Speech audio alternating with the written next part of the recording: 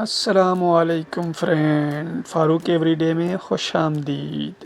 आपने यकीनन बहुत तरह के पुलाव खाए होंगे और बनाए भी होंगे, जैसा कि घर में, होटल्स में, रेस्टोरेंट, शादी ब्याह और दीगर फंक्शन में। लेकिन आज मैं आपके साथ शेयर करने जा रहा हूँ दुम्बे की पुलाव की चर्बी वाली टेस्टी और मज़ेदार रेसिपी।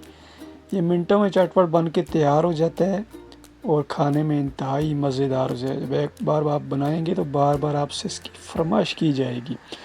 एक देगची में हमने थोड़ा सा ऑयल डाल लेना है, 1 कप। उसमें हमने एक मीडियम साइज़ की प्याज बारीक काट के डाल लेनी है। जितनी देर में हमारा प्याज हल्का सा ब्राउन होगा, हमने लहसुन अदरक लंगरी में डाल के कूटने हैं। इसमें थोड़ा सा नमक डाल देंगे और एक आध सब्ज़ मिर्च डाल देंगे। नमक डालने का मकसद ये होता है जब हम कूटेंगे तो लहसुन अदरक उड़ के बाहर नहीं जाएगा, आसानी से कुट जाएगा। ये देखिए लहसुन अदरक हमारा कुट गया है। एक आधा हमने मीडियम साइज के टमाटर लेने हैं और उसके बाद हमने चावल लेने हैं। सेला चावल या बासमती चावल कोई भी हों, जो पुराने चावल हों, उनको आपने अच्छी तरह धो के तो फिर आधे घंटे के लिए भिगो के रख देना है। जब तक इनका वाइट पानी नज़र आता रहेगा आपको, आप इनको अच्छी तरह वॉश करें। जब वाइट पानी ख़त्म हो गया, क्लियर नज़र आएंगे चावल, तो फिर आपने इसको रख देना है भिगो के। गोश्त मैंने उबाल के रखा हुआ था क्योंकि मेरे पास टाइम नहीं होता, यहाँ पे जॉब भी करता हूँ, साथ में ये कुकिंग वगैरह अपना चैनल भी चलाता हूँ, तो इसलिए मैंने गोश्त उबाल के रखता हूँ। आप फ्रेश वाला इस्तेमाल कर सकते हैं, कोई मसला नहीं है। प्याज हमारा हल्का सा ब्राउन हो गया, इसमें 1 चम्मच ज़ीरा डाल दिया है, तेज़पात डाल दिया है, दालचीनी डाल दी, इलायची, लौंग, काली मिर्च हमने इसमें डाल दी है, खड़े मसाले। और इसमें 1 कप हमने ये दुम्बे की चर्बी, इसके क्यूब काट के मैंने वो भी डाल दिए साथ में। ये भी साथ में मेल्ट हो जाएंगे इसके। और हल्के हल्के आपने इसको चलाते रहना ताकि जले ना। लहसुन अदरक 1 चम्मच उसने डाल दिया कूटा हुआ, और इसको हमने इसमें चमचे चलाना है और मिक्स करना है। जब ये हल्का सा फ्राई हो जाएगा तो इसमें हमने गोश्त डाल देना है, ये उबाइल किया हुआ। आपके पास उबाइल नहीं है तो आप फ्रेश वाला मुर्गी, मटन, बीफ जो भी है इसमें डाल के आप उसको गलने तक पकाएंगे। तो मेरा तो ये उबला हुआ है, इसलिए मुझे ज़्यादा देर इसको पकाना नहीं पड़ेगा।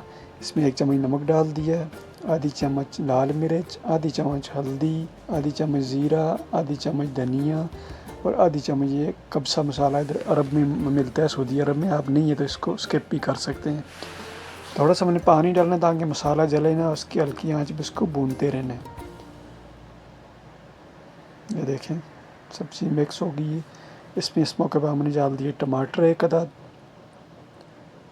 अब हम इसमें चमचा चला के इसको मसाले को मिक्स कर देना है और हल्का सा पानी का छींटा भी साथ में लगा देना ताकि मसाले जले ना। ये देख सकते हैं हमारा मसाला भून के एकदम रेडी हो चुका है। 2 मिनट के इसको ढक देंगे। अब देखें, और हल्का सा पानी का फिर से छींटा हमने लगा दिया ताकि मसाले अच्छे से भुन जाएं, उनके मिर्च मसालों को जो टेस्ट है गोश्त के अंदर चला जाए। 1 कप हमने धनिया और पुदीना और 2-3-4 मिर्च काट के वो भी रख लेनी है। अब आपके जितने चावल हैं उससे डबल आपने पानी लेना है। अगर आपके 4 कप चावल हैं तो 8 कप पानी लेना है, 3 है तो 6 कप लेना है। इस तरह आप गिलास के हिसाब से चावल नापेंगे तो आपने डबल गिलास पानी के रखने हैं। 4 हैं तो 8 गिलास पानी डालना है हमने। इस मौका हमने 1 चम्मच नमक और डाल दिया पानी में। तो अब हमने चावल का पानी निथार कर इसमें चावल डाल देने हैं। देखिए हमारे चावल आधा घंटा हो गया भिगोए हुए, बिल्कुल साफ़ हो रहे हैं और ये लंबे भी हो गए हैं भिगोने की वजह से। अच्छा सेला चावल है पुराना। तो हमारा पानी उबाइल आ चुके, इसमें हमने चावल डाल दिए। ये देखें माशाल्लाह कितना अच्छी लुक नज़र आ रही है इसकी। इसको मिक्स किया हमने।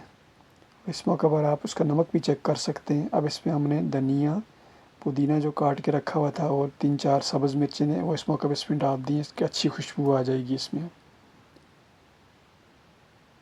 इनको मिक्स कर देना अच्छी तरह से और तेज़ आंच तक ढकना हटा के इसको पकाना है।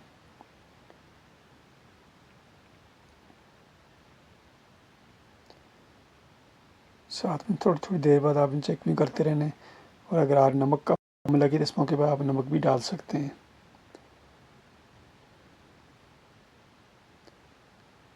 ये हमारा 60-70% पानी खुश्क हो चुका है इसका।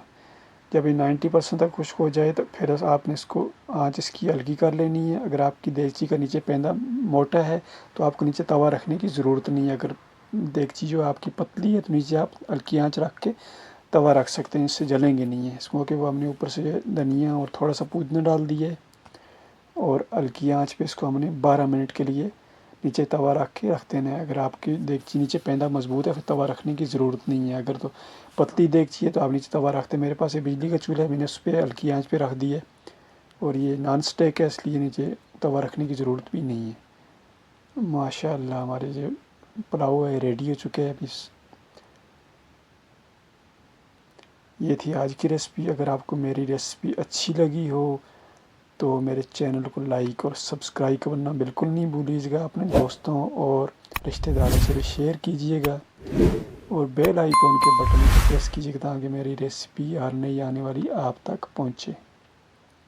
एक बार ज़रूर ट्राई कीजिएगा, यकीनन आपको ये रेसिपी बहुत अच्छी लगेगी। अपनी दुआओं में याद रखिएगा। अल्लाह हाफ़िज़।